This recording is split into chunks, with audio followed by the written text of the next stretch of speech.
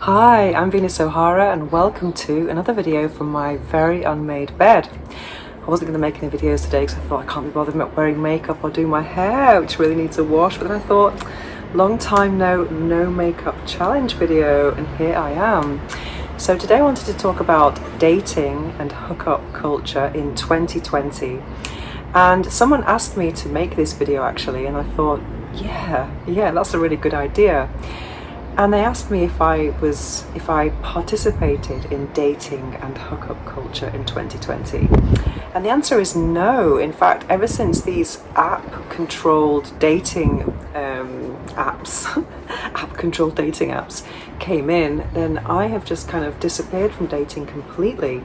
Years ago, I tried website online dating, but the apps I found to be a bit intrusive, knowing how many meters away from someone you were, and also very superficial. I remember a very long time ago, actually, I think it was could have been 10 years ago, I was with some friends in a bar, and one of the guys I was with was gay, and he saw this other guy at the bar on his own, a blonde guy, and then he gets his phone out and then opens Grindr and just to see if he was, on his own, waiting to meet someone, or if he was available. And I was so shocked by this concept of just getting your phone out and seeing who was around and possibly recognizing the profile pictures.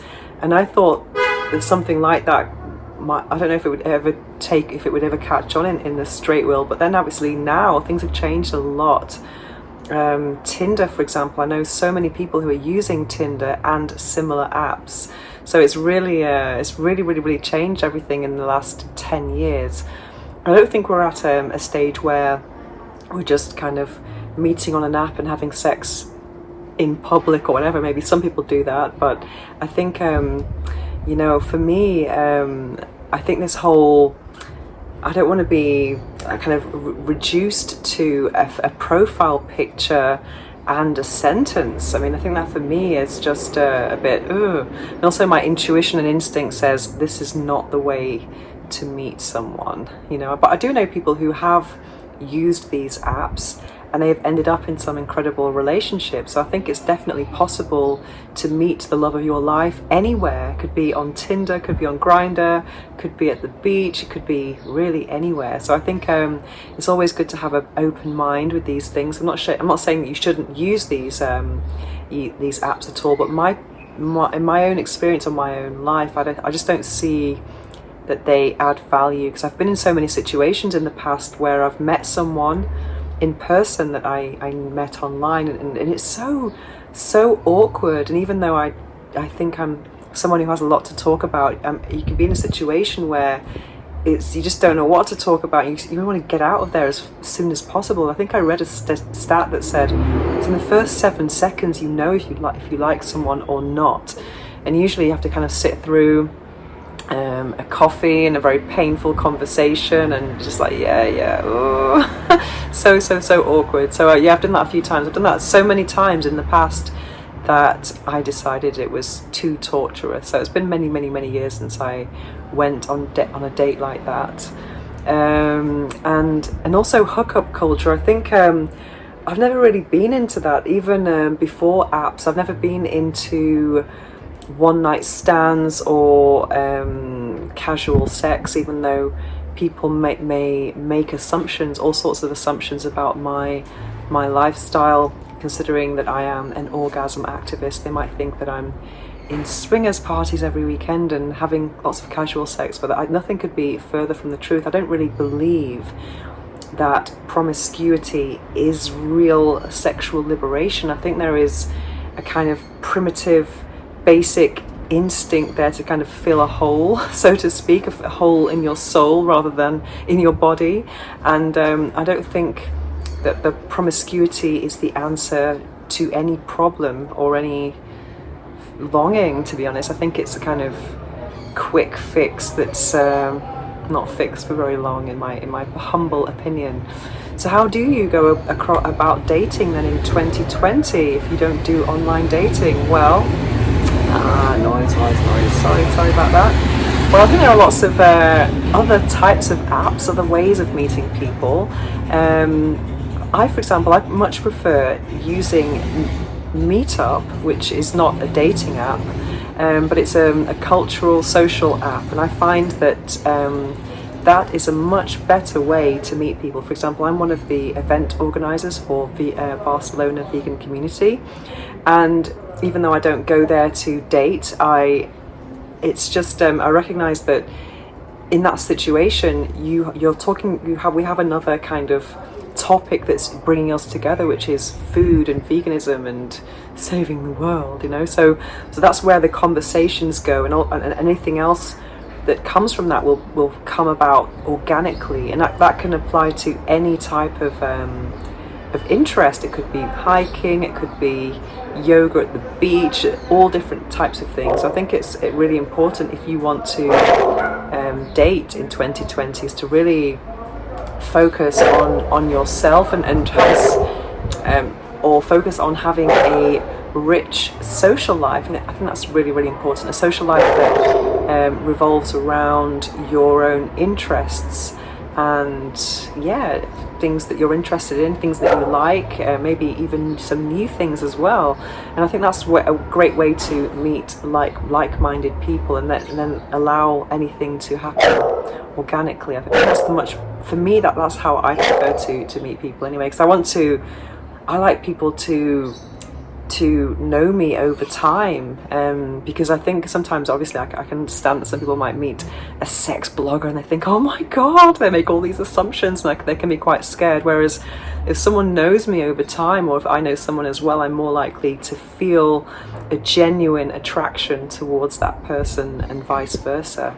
So my advice to anyone who wants to date in 2020 would be to have a rich social life that's cultivating, not self-destructive. By self-destructive, I mean alcohol and drugs and just going out and getting wasted. I don't think that's the way to go at all. I don't think you're going to find the right person in that type of situation either. I think it's I think I prefer to be very sober when I'm on the pull. definitely. And also I think it's important, I think there's an expression or a quote by Rumi or something, I can't remember what it is exactly, but something about breaking down the obstacles within yourself that are preventing love from coming in. So I think that's really important, because I think a lot of people, when they go on dating, they're always trying to find the perfect person, and it ends up being like a sentimental job interview, and lots of judgments about the other person, blah blah blah. Whereas I think we should all be looking to ourselves, really, trying to work on ourselves rather than trying to assess someone else and their compatibility or lack of it.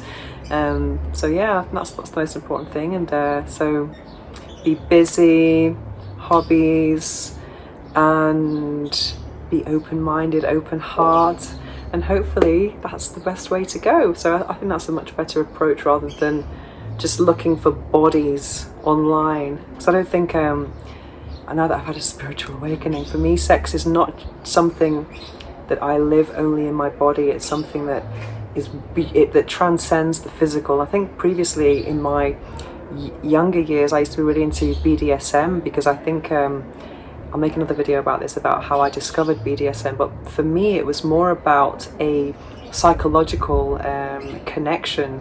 And I think once you establish that type of connection that goes beyond the physical with someone, I think you can find something more special and less replaceable, because it's very replaceable, casual sex. If you're just looking at bodies, it's harder to find something special. And now that I'm more into like kind of tantra, sacred sexuality, then it's a very different type of connection that you can't find so easily on Tinder or Grindr or anything like that. So and also with the corona situation now, I mean, it's I've heard of people who are using apps and they are having clandestine dates and going around to someone's house, which is another thing I can't really understand. Chatting with someone online and then going to their house. I mean, wow, I mean, people used to have dinner. Can you imagine? People had dinner maybe 15 years ago, but now people are saving on dinner. Then there was coffees, and now it's just going straight to someone's house. Oh, I don't know, but I think sex is a very intimate thing, and to go from, not knowing someone's surname, because no one really gives their surname on these apps, to actually being really intimate with someone in the space of a few hours, I find that a bit crazy, to be honest.